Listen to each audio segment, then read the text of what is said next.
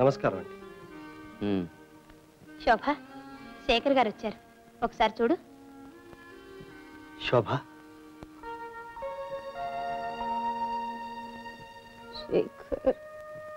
అవును, నేనే శోభ. నన్నెందుకు మోసం చేశావు? నేనేం నేరం చేశాను? శోభ, నువ్వు శేఖర్ గారిని అన్యాయంగా అనుమానించావు. అసలు ఆ పెళ్లి జరగనే లేదు. పెళ్లి జరగలేదా? ఏమిటి శేఖర్, ఎందుకని? ఈ ఉత్తరం చదవండి, మీకే తెలుసు. శోభ, నీకు అన్యాయం చేయాలని నేను అన్నాడు అనుకోలేదు. అన్ని విధాలా చితికిపోయిన మామయ్య కుటుంబాన్ని ఆదుకోవాలని ఆ పెళ్లికి అంగీకరించాను. పరిస్థితులు అర్థం చేసుకున్న రాధ తనకు తానే ఆహుతి. ఆ కష్టం భరించలేక మామయ్య కూడా వెంటనే కళ్ళు మూశాడు. చివరకు ఎవరికీ సహాయపడలేని అసహాయుడయ్యాడు. బాధపడకు శేఖర్, నేను సరిగ్గా అర్థం చేసుకోలేకపోయాను. శోభ, ఆనందరావు గారు, ఇంకా మీ అమ్మాయి ఆరోగ్యానికి ఏం పర్వాలేదు. ఆమెకు కావాల్సిన మందేదో దొరికింది. Good luck. Thank you doctor. Shekhar, మా అమ్మాయి కళ్ళల్లో నీళ్లు చూసి నాకు మర్చిపోయింది. ఆ కోపంలో నేను ఉద్యోగం నుంచి తీసేశాను. అవన్నీ మర్చిపోయి మళ్ళీ పనిలో చేద్దాం. Thank you sir.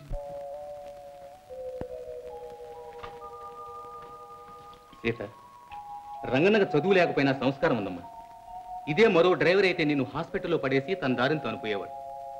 2 మాసాలుగా తన పని మానుకొని హాస్పిటల్ నంటి పెట్టుకుని నిన్ను కంటికి రెప్పలా కాపాడుకున్నాడు. రంగన్న, ఇక 2 రోజుల్లో ఇంటికి తీసుకెళ్ళచ్చు.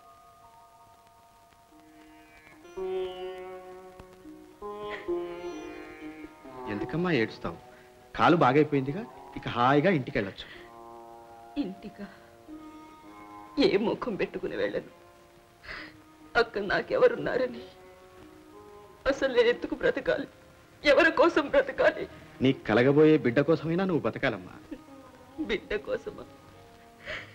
నాకు నా బిడ్డకు ఈ లోకంలో నిలవ నీడుంటుందా? అంత మాట వద్దమ్మా. ఈ ముసలాడు బతికుండగా నీకే లోటు ఉండదు. నాతో పాటు నా ఇంట్లోనే ఉంటూ గాని. నాకు వెనక ముందు ఎవరూ లేరు. నీకు ఏ కష్టం కలగకుండా కన్న కూతురులా కాపాడుకుంటాను. పెద్దవాణ్ణి, నా మాట కాదనకమ్మా. సరే.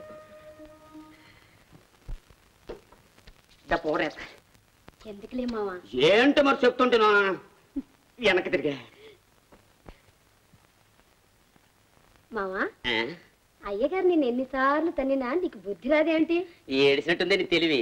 బుద్ధి వస్తుందేటే, అసలు ఉండాలి కానీ. అయితే నీకు బుద్ధి లేదన్నమాట. ఉండేదేనే, నువ్వు రాకమునుపు. నువ్వు వచ్చిన తర్వాత అది నీకు ఇచ్చేసిందిగా. అబ్బా, ఏం వాసన మత్తెక్కించేస్తుంది. మా శోభమ్మ గారు ఎప్పుడు ఈ సెంటే రాసుకుంటారు. ఆవిడ ఒక్కతేనైతే రాసుకునేదే. నీకు వాసన పట్టు మావా. ఏటేసే పెట్టు, పట్టమంటుండేనా.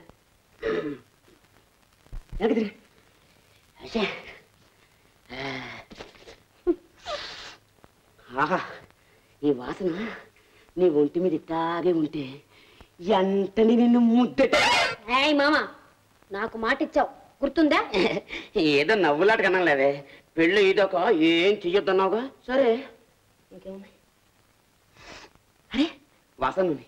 లచ్చి, నా తలకు కొంచెం రాయవే. అదే మరి నీ దగ్గర ఉన్న జబ్బు. ఇంతసేపు నేను రాయలేదేంటమ్మా?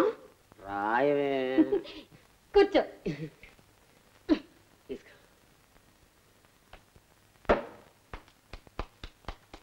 ఆహా, భలే హాయిగా ఉంది. ఇంకొంచెం పోసి మొత్తం చెయ్యి.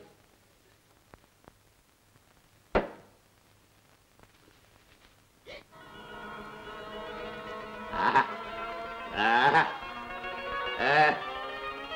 ఆహా,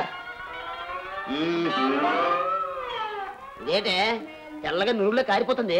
ఇది నూనె కాదు మావా, అమ్మాయి గారు తలంటి వచ్చుకునే షాంపూ. ఆ సిర్రి ముఖమా, ఆ షాంపూ లాగెందుకు రాసావే? అయ్యో, ఇప్పుడు నేనేం చేయను? వాసన గుమ్మాయిస్తుంది.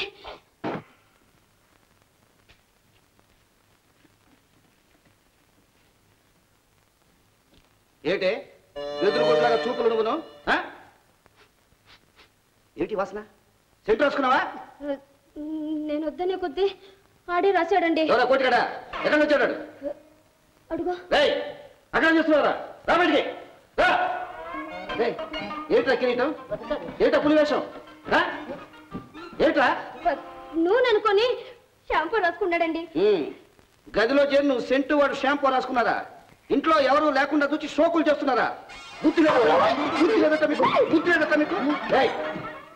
ఇక నుంచి ఆ దొడ్లో పడి ఉండదు. ఇంట్లోకి వచ్చారా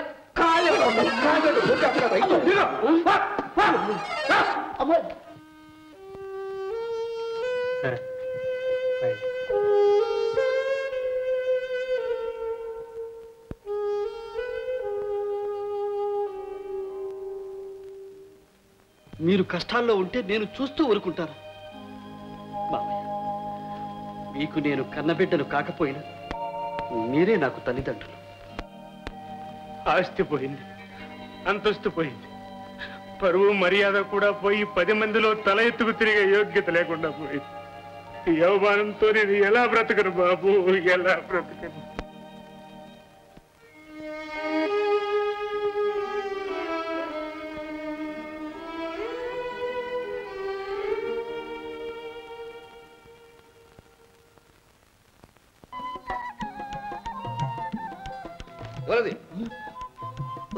ఓరి మీరట్రా, లేవండి లేవండి. ఏమిటి అవతారాలు? ఏం లేదండి, మేమిద్దరం పెళ్లి చేసుకొచ్చేసాం. ఏమిట్రా మీ ధైర్యం? నాకు చెప్పకుండా పెళ్లి చేసుకుంటారా? ఇదే మా చెడ్డ తొందర పెట్టేసిందండి అయ్యగారు. దీవించండి అయ్యగారు. దీవులకేం గానీ ఇదిగో 100 రూపాయలు ఉంచుకోండి. ఎందుకులేండి అయ్యగారు? ఏరా పని మానేస్తారా?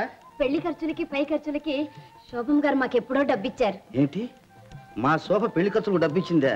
నాకు తెలుసు, పులిబిడ్డే.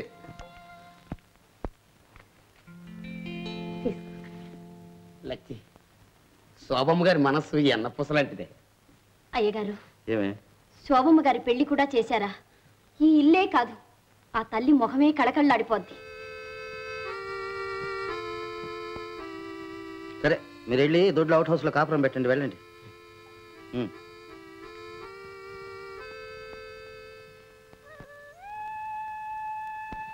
పోయిన వాళ్ళని గురించి ఉన్నవాళ్ళు జీవితం అంతా బాధపడుతూ కూర్చోవడం మంచిదంటావా? జరిగింది మర్చిపోవాలి, జరగవలసిన దాని గురించి ఆలోచించాలి. ఫ్యాక్టరీ పనులు చూడడం మానేసావు, తిండి తిప్పలు మానేసి మనిషివే మారిపోయావు.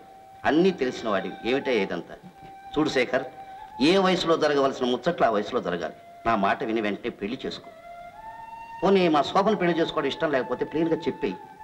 అబ్బే, అదేం కాదండి. బాబు శేఖర్, మా దురదృష్టం ఎన్నటికీ తీరేది కాదు. భగవంతుడు మాకు అలా రాసి పెట్టాడు. కనీసం నువ్వన్నా పెళ్లి చేసుకు సంతోషంగా ఉంటే అమ్మాయిని నిన్ను చూస్తూ నా దుఃఖాన్ని మర్చిపోతాను. పెద్దవారి మాట కాదనక బాబు. సరే, మీ ఇష్టం. అయితే ఆలస్యం ఎందుకు, తక్షణం ముహూర్తం పెట్టిస్తాను.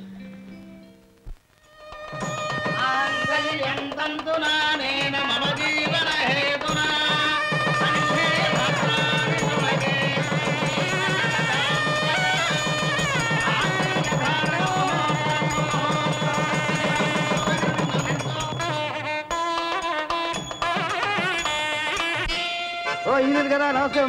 వేసేయండి. ముహూర్తానికి రాలేకపోయింది. రిసెప్షన్కి వచ్చారుగా. శేఖర్, మీరు చీఫ్ ఇంజనీర్ గారు, మా అల్లుడు శేఖర్. నమస్కారం అండి. కంగ్రాచులేషన్స్. Thank you. మా అమ్మాయి శోభ తెలుసుగా. నమస్కారం. ఆనందరావు గారు, మన డ్యామ్ దగ్గర చాలా బాగుంటుంది. హనీమూన్కి అక్కడ ఇద్దరిని పంపించండి. చూద్దాం, రండి కూర్చోండి.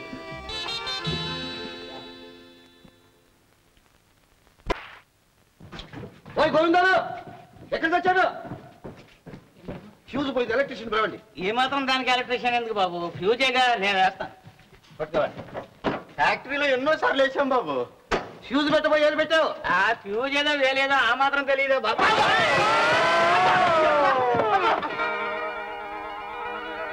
గోవిందా, ఆహా, ప్రాణభయం లేదులే, ధైర్యంగా ఉండు.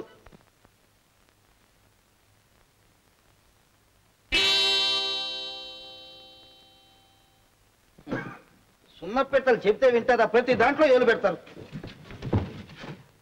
ఎలక్ట్రిక్ షాక్ కదా మామగారు, హాస్పిటల్లో జరిపించడం ఎందుకైనా మంచిది. రండి బాబు, రండి.